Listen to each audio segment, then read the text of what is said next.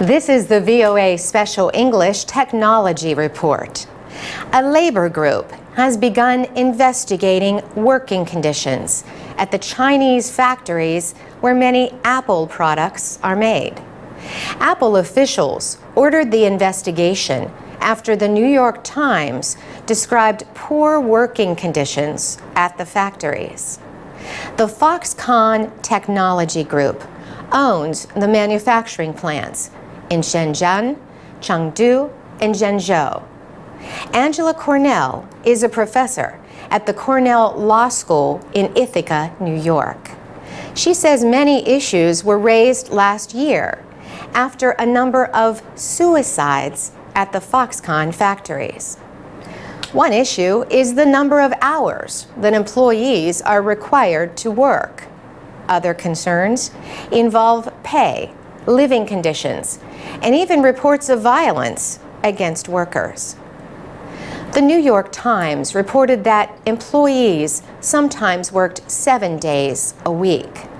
The newspaper said some stood so long that they had trouble walking. Widespread criticism of Apple followed publication of those reports. Mark Shields organized a campaign calling for better working conditions. Workers' lives are really hard and really severe, and there's terrible stories about people losing the use of their hands because of horrible repetitive motion injuries, and suicide rates that are so high that they have got to hang nets off the sides of the buildings to prevent workers from killing themselves. Professor Cornell says the conditions at the Foxconn factories had to have been really bad. Just imagine how dire the working conditions would have had to be for those workers to sacrifice their lives. Professor Cornell says even Apple's own reports noted issues at some of its factories. These included involuntary labor and underage labor. These are important issues. The involuntary laborers are indentured migrant workers, and that is a crucially important issue.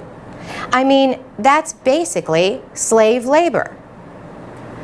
More than 200,000 people have joined Mark Shields' campaign for better working conditions.